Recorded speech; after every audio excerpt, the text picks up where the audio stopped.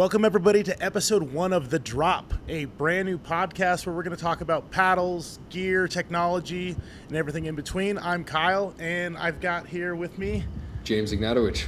Yeah, the one and only. Yeah, first off, I think we should just give the viewers a little idea of what they can expect from this podcast.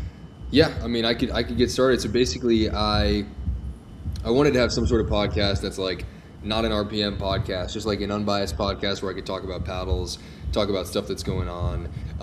I liked the Pickleball Effect podcast, but I think that it was, missing something when it lost Kyle. I know a lot of people felt that way. So I called Kyle. I asked my friend Jared, I'm like, hey, who should I get on? Because I want to do this podcast. Like, who do I pick up? He recommended Kyle. It seems like everybody was recommending you. So we didn't even record a trial podcast. We just said, let's just go into this and do it. And we've had like one conversation, 2 conversations. We're just getting started. All right, so a little introduction, because obviously there's going to be a bunch of viewers that have no idea who I am. I was the co-host on the Pickleball Effect podcast for a long time, got let go from there, and I ran another podcast. I've been in pickleball since like 2019, so I've been around for a while, big into paddles. I'm an electrical engineer by trade. I got a passion for this, and I love when you reached out. It made sense to me because not only were you, professional pickleball player, so you have that high-level knowledge of the game, but being, you started RPM, which is doing very well, you can bring that side to the podcast as far as like manufacturing goes that I do feel like some of the podcasts miss because we're not in China, making paddles. So there is stuff that we don't know that we speculate on. Yeah, for sure. Yeah, I think I'll try to, because I've played with a lot of the paddles. I try to get my hands on almost every paddle that I can look at, but I also have as much knowledge about what actually goes into them as you can. I mean, I lived at a factory for 6 months, so I might have some good Nerd Town options. And I can't call it Nerd Town though. I got to think of something different, right? Because that's Justin. Nerd Town 2, Baby Nerd Town.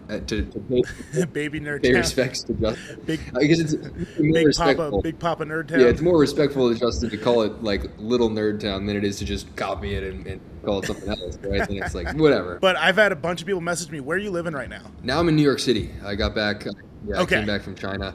So I'm in New York City for the next month, and then I'm going back home to China in August. All right, let's get right into it. The hot drop. We're going to talk about relevant paddle tech. Right now in everybody's mind, the consumer and all the brands are chasing durable grit. I want to hear your thoughts on the durable grit. Yeah, so for those of you guys who don't know what durable grit is, there are a bunch of different ways to make a paddle have durable grit. So there's the method like the Spartus P1, which is a completely different method that I can't talk about. There's for example, the 6-0 method, the new one where they're infusing the epoxy with like really hard particles. So basically what that means is when you feel a paddle's roughness, like the grit you feel, that's just actually epoxy or whatever the curing agent is, where they call it like pre-preg carbon fiber. So it's like pre-impregnated with that texture. So it's not like a carbon fiber weave. So when you feel the grit, when I first played, I was like, wow, it feels like it's interesting. It's like a carbon fiber weave that's like actually put into the mold, baked into the mold. Not the case. So basically it's just a texture from epoxy, and you make it last longer by putting a really hard particle in it. It doesn't matter what the particle is. There's no difference between if it's diamond like what 6-0 does, or if it's silicon carbide, or if it's boron. Whatever particle you choose, as long as it's significantly harder than a pickleball, which it is, it almost always will be, you're gonna be fine. You don't wanna choose particles like tungsten carbide because they're too heavy. So you got to find a particle that's light and super duper hard, and there's a bunch of those to choose. I think silicon carbide's probably my favorite one. That's what we're going to use. And I think there's different ways to do it. John Kew's doing the tests. There's a lot that goes into it, but I think, durable grit is still in its infancy. I think there's actually some more ways to make it last even longer, because John Kew's test is just 100 shots at a ball cannon. So if you guys are real pickleball nerds and you're familiar with John Kew's tests, basically he'll shoot a ball, basically doing a spin test. So he takes a ball cannon, he shoots it at the paddle, angled just like they do at the USAP test or UPA test, and it goes like this off the cannon, and then he measures the spin with like a high-speed camera or whatever, and then he shoots it 100 more times, and then he measures the spin again. So it's how much spin is this paddle going to have after it gets shot 100 times with a ball cannon. So that's actually not representative of a super long time. I mean, 100 shots from a ball cannon is, I don't know, is it maybe one practice? I was going to say one session. Yeah, sure. so I think the whole narrative of like, these paddles that are not losing any spin. Okay, yeah, there are 4 paddles that are not losing any spin after 100 shots from the ball cannon, but I think we're just in the beginning. I think by the end of, let's say, I would say halfway through next year, because these things take time. Halfway through next year, we're going to see paddles that are losing no spin after like 1,000 shots.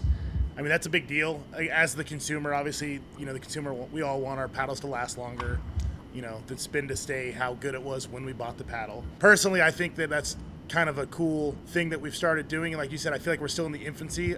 I'm excited to see what other brands come up with and, what they can actually do with durable grit. Honestly, even, we'll get into this with like the myth smash, but like, is grit the say all? Like maybe, some brands are chasing the wrong thing for like spin. There's other ways to, impart more spin on the ball than chasing that durable grit.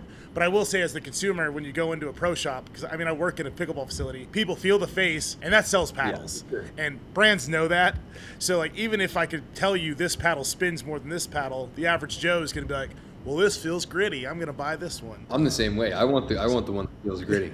That's yeah, 100%. Yeah, like when I get a paddle and I put it on a shirt and it sticks in my closet, I'm like, oh yeah, like that's my paddle. I used to do the same thing. Like when I would buy paddles, or like when I would get paddles from Selkirk, the first thing I did was I'd immediately like, okay, did I get a gritty one? Because there's always some variance. Like some are gonna come grittier than others, so it was like a race to just feel it with my hand. And I'm praying. I'm like, come on, I hope I got a gritty one. Because every brand has a little bit of variance with the grit, that's just always. Yeah, but yeah, I mean, I think the grit is going to be pretty interesting too, because there are different ways to do it. There are only 2 ways that we know work for sure to make the tier 1 durable grit happen. I think I'm going to save that for the next pod because I don't want the other brands to steal my yeah. But there are only 2. There are only 2. There's the way that Spartus does it, and then there's the way that 6.0 and 11.624 do it, and Honolulu. For the record, I'm going to be as transparent as possible. Like I'm going to tell you guys literally as much as possible. That might be the only thing that I can't tell you until episode 2. Until episode 2. All right, so yeah, make sure you guys subscribe so you can tune in for episode 2 for some insider information. Yeah. All right, well, let's get right into the next section, Myth Smash. This section, we're going to just take kind of a topic that, most everyday pickleball players hear, and then we're going to just decide whether it's like a true statement or if it's completely bunk. Does grit mean more spin? If your paddle is more gritty, does that necessarily mean you're going to impart more spin on the ball? Yeah, that's a good question. So I think that grit and spin are definitely correlated. And there was this narrative like, oh, does grit even matter? Well, grit definitely matters because you can tell right away from all these spin tests, durable grit. I mean, you can see that after 100 shots, just 100 shots, which is just one practice basically, you're seeing almost every paddle outside of the ones in the top 4 losing pretty significant spin. So that just goes to show you it's not like there's something happening in the core. Something's happening to make the spin go down, and what's happening is the grit's going down. So grit 100% matters, and I actually think it matters even more than people think. And I would say it's really the only thing you should be focusing on. So people talk about, okay, does grit matter? Does the spin come from the core? Well, every core these days is engineered with foam or with like a good Gen 3 construction to generate spin. So it's not like one core is going to be able to generate way more spin than the next. Like all the cores are advanced now. Like if you look at, for example, like a Gen 3 core versus a Gen 1 core, okay, you could have a less gritty Gen 3 and generate way more spin than a gritty Gen 1, and I totally agree with that. But these days, all the cores are good. So it's not like, oh, I hope I get my more spin from my core. It's like, no, all the cores are great. So actually, it is the grit that is the difference maker. So we're saying, and I agree with you here, but so as the paddle technology is now, given all cores are basically the same until there's a new, basically, innovation around core technology that could impart spin, grit matters, period. For sure. And it also... That's the title of the podcast, Grit Matters. Definitely matters. All right. So next section, let's get into Paddle of the Week. Yep. This is going to be simple takes. Who it's for, how does it play? We're going to rate it 1 in 10. What paddle are you swinging this week? Yeah, so I'm actually swinging, I'm swinging 1 RPM paddle, 1 6.0 paddle. So I'm swinging the 6.0 Coral Pro, which has the tier 1 durable grit with it, which I think people are super excited about and for good reason. And it feels gritty. It feels like a different type of It actually, I felt it, and I didn't think it was epoxy. I don't think it's normal epoxy. It kind of felt like Teflon or something. So if you have a 6-0 Coral Pro, why don't you feel it and then let me know in the comments what you think it is? Because we know like what the process that they do is, but the feel of it, it didn't feel like normal epoxy. It kind of felt like a different type of like interesting texture. So I was curious about that. The power, I didn't really feel like it was super powerful, to be honest. I kind of felt like it, I was like, it felt kind of poppy in a way. But it didn't feel like a super powerful paddle. I didn't feel like I got a ton of dwell time on it. I'm not really sure if I'm missing some sort of like break-in period with it. Maybe there's something there, but I didn't really feel like it was, in terms of the durable grip paddles, I think it's actually probably my 4th favorite. Hate to say it. I think my favorite is the Honolulu. My second favorite is the 11.6. My third favorite is the Spartus P1, and my 4th is the 6.0. That's just my personal preference. I like paddles with a little more. All right. They maybe feel a little more solid. And I think it's weird, like the 6.0 is like, it's not a power paddle. So for people that are like maybe less advanced, like it's easier to control something that's less powerful, because if you're swinging wildly, like it's just not going to go as far if it's like great, not a super powerful paddle. But for me, like I'm more concerned with like how big the sweet spot is, how much dwell time there is. There's not a ton of dwell time on it unless I'm crazy. But that was how I kind of felt about it. Out of 10, it's tough because it depends on who it's for. Like if you're somebody that wants like a very dwelly full foam paddle that's like super powerful, it's just not going to be for you probably. But if you want like a boomstick feel paddle, it's not going to be for you. But if you like to play singles, I think it could be great for singles because it's a little stiffer. Yeah, it felt a little stiffer, felt a little more like, it could be great to like if you're like wanting to swing out and hit the ball harder and stuff. So what's funny is paddle of the week for me too is also the Coral Pro.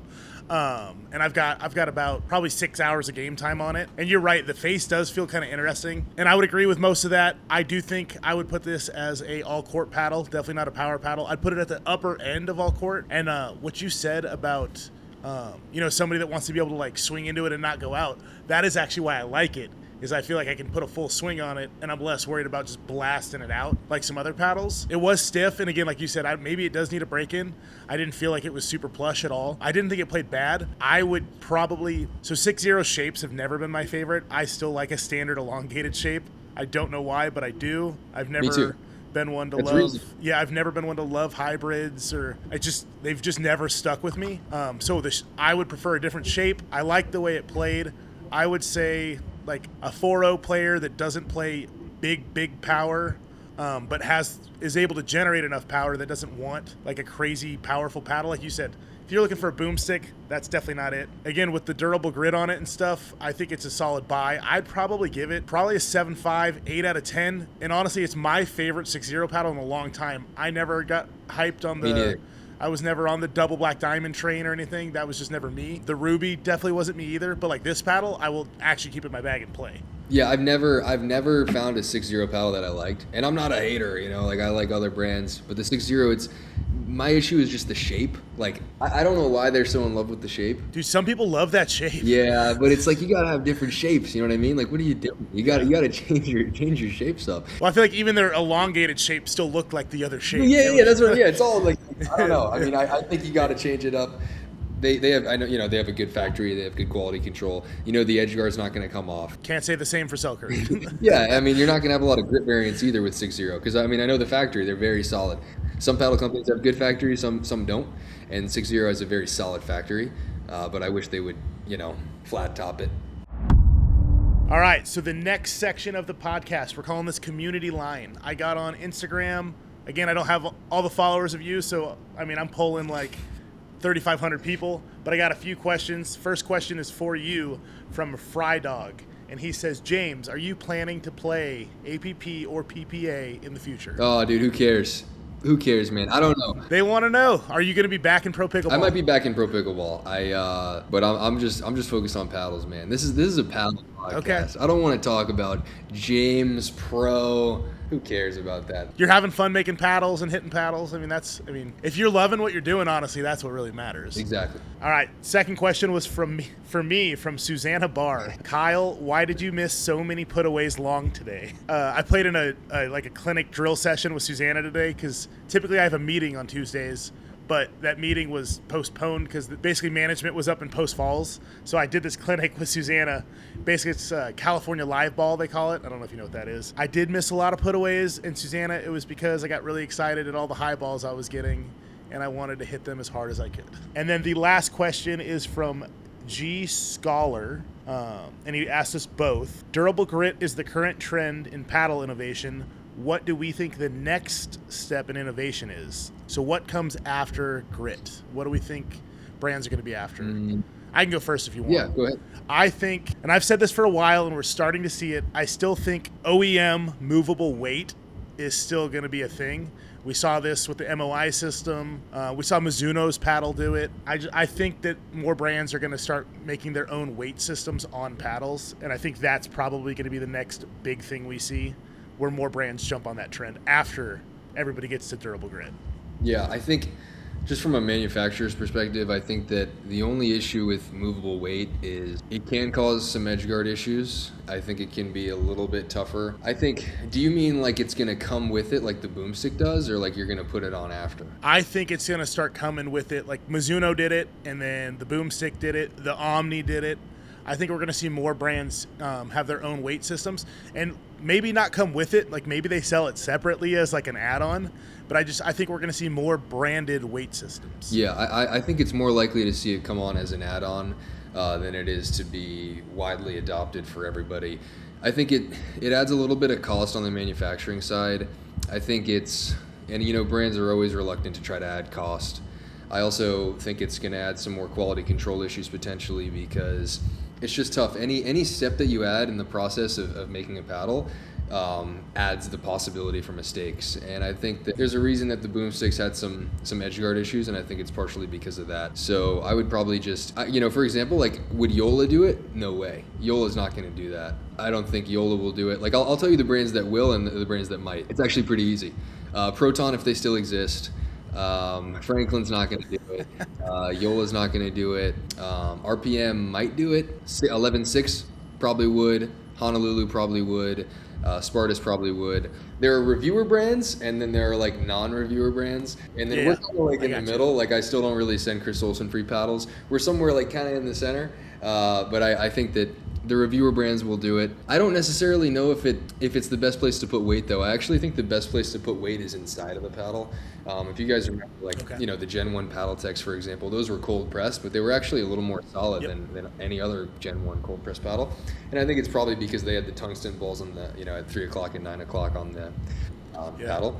So yeah, I think internal weighting is going to be actually the next thing. I think it's because I think it's easier to do, and manufacturers are always thinking easier. So if you guys don't, I get a lot of questions like, why don't you do this, or why do you think paddle companies don't do this? Well, things are cost prohibitive, and it's tough to turn samples around, because if you're in the US, it takes 2 weeks to actually communicate to somebody what you want, and then it comes back, and it's the process is super long to make adjustments. So I think you can bet on manufacturers doing what's going to be easier, and I think it'll be internal weights, unless you can figure out the quality control stuff. But like I think seeing what happened with the boomstick is a little, and the boomstick does great, but like there's I see a ton of edgeguard stuff. It's a little worrisome, I think. That's a good point you bring up. The boomstick, I mean, I know an instructor who went through 6 of them from breaking edgeguards. They seem to have fixed it in the Omni. I have heard of a lot less Omnis popping edgeguards. So I don't know if they increased the amount of epoxy they're using on the edges or whatnot, but I feel like they've got a little bit of a hold on what was causing the boomstick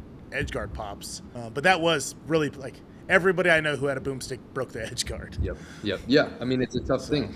So let me ask you this: what paddle are you looking for? What is like because I need to get some paddles. What is like a pre-release paddle that you haven't gotten yet? That sad to say, because usually I get all the Honolulus, but Jam didn't send me any of the CRs. So I texted him.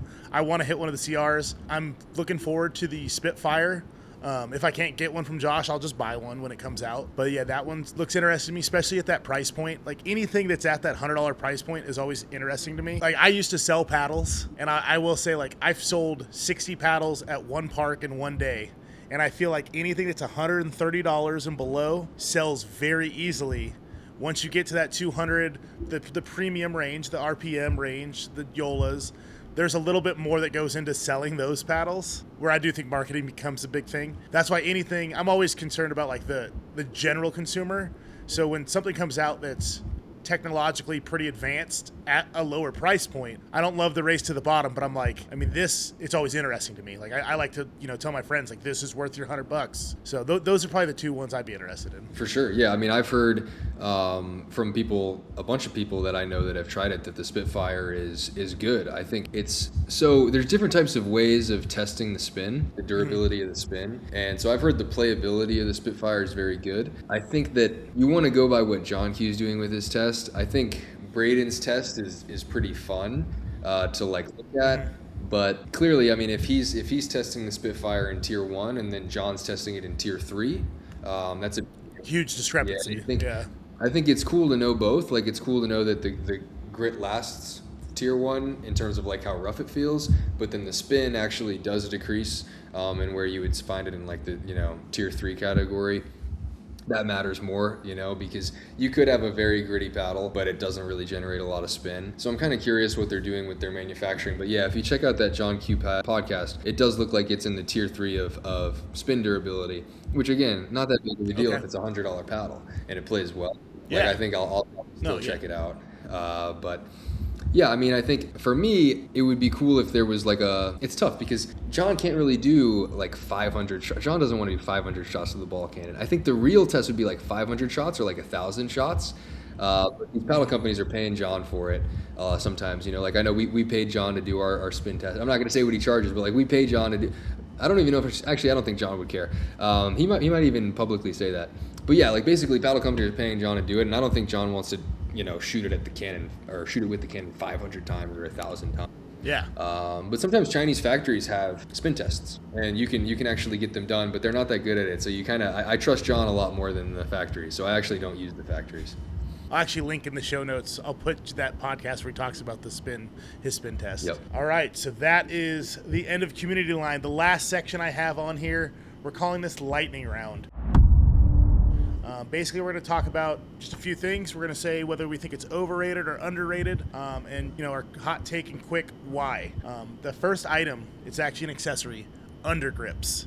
So we're talking Hesicores, Ethos Pro grips, anything that you cut off your stock grip, it goes under, and then you regrip it. Do you think these are overrated or underrated?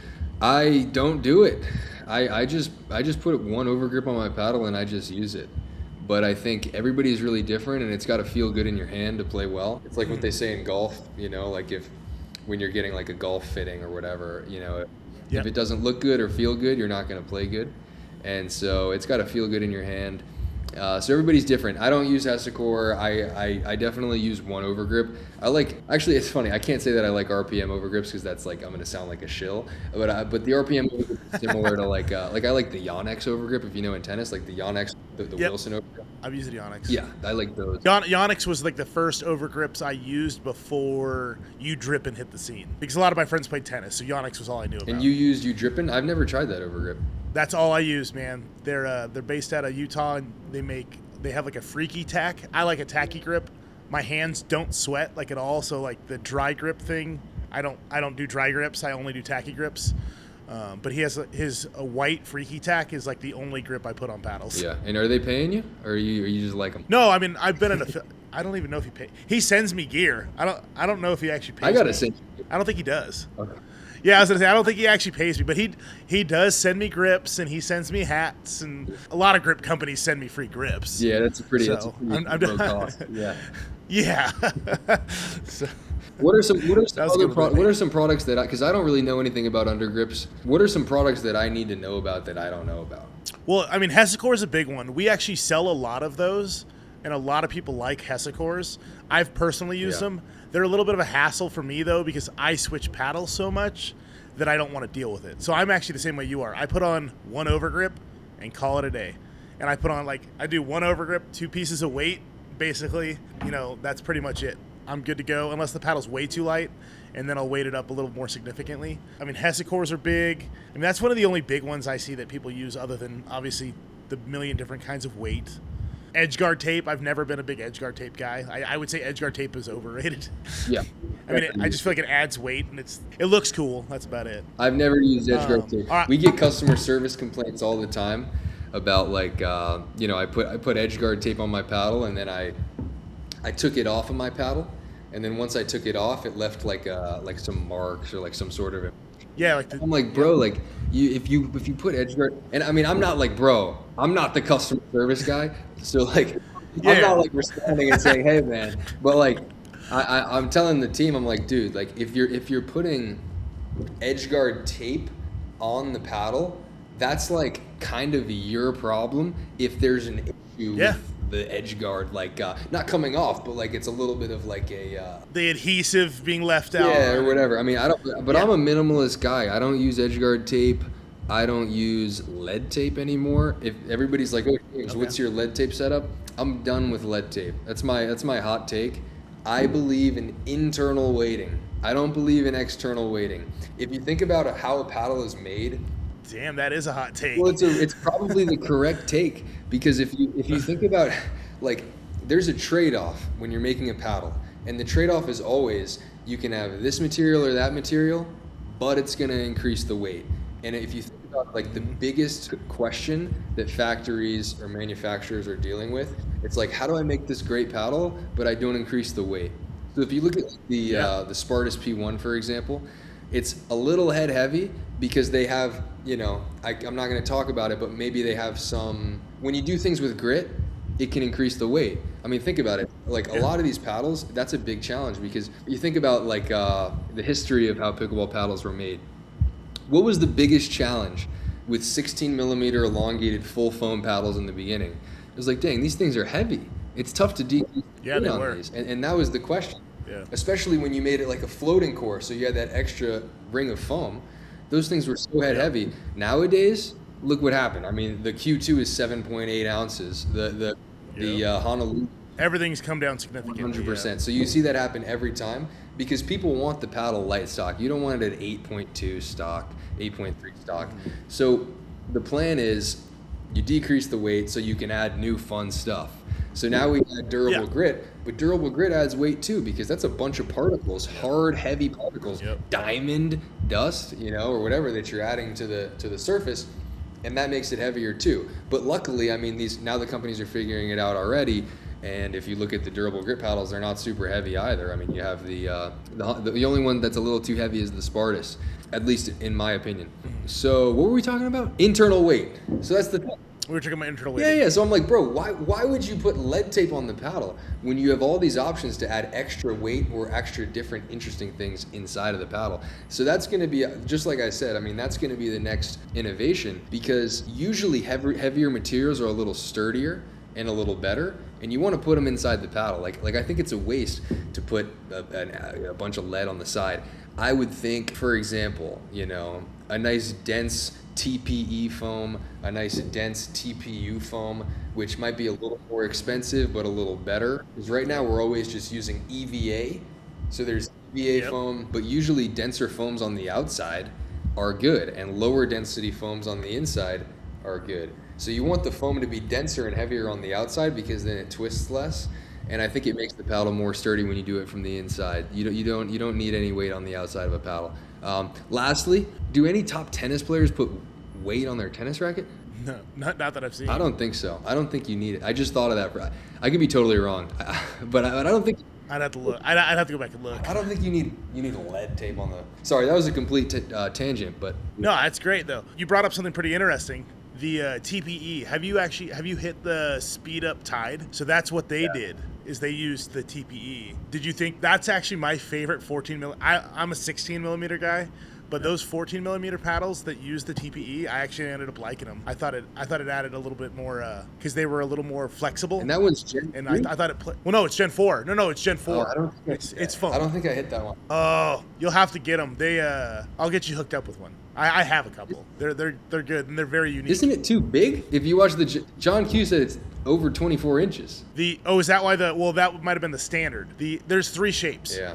I think they're all too big. I think you got to check out that John Kew video. I think they were all, and then they got like all 3 of them were out of ranks. Yeah, and I think they got like investigated by the USAP because they're too big. Well, I saw that the standard got delisted. That's what's going on, bro. I think they're too big. I think they're like 24.1 inches, and I'm not. They didn't do that on purpose, but Yeah, it's got to be under 24 inches. That's for sure. Because I was playing with the guy, it was like the 14L. I think it was the 14 elongated. Yeah, 14. Yeah, and I looked at it, and I'm like, that's too. And I have like a crazy eye for looking at paddles. First thing I say is like, that's a little big.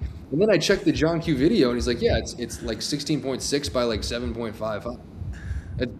One other thing about the weight that you bring up is like I've been watching a lot of these videos and everybody's obsessed, the paddle enthusiasts obsessed over like swing weight, blah, blah, blah, blah, blah. But then we're looking at these top pros right now and they're all choking up. So like the swing weight doesn't matter. Like you're watching top pros, they choke up. Decrease in swing weight from that inch choke up is so many points that like, does your swing weight really matter that much? Like just, you can almost hold the paddle where you want it, like to get that same feel you're looking for. Yeah. All right, Kyle, I was going to save this for the second episode, but this is another hot. Pickleball paddle handles are way too long. Not worth it. And I'm a two-handed backhand guy. I mean, I've been hitting backhanding for a long time. Think about what pickleball is. Pickleball is a sport where you hit a lot of resets. You hit a lot of shots.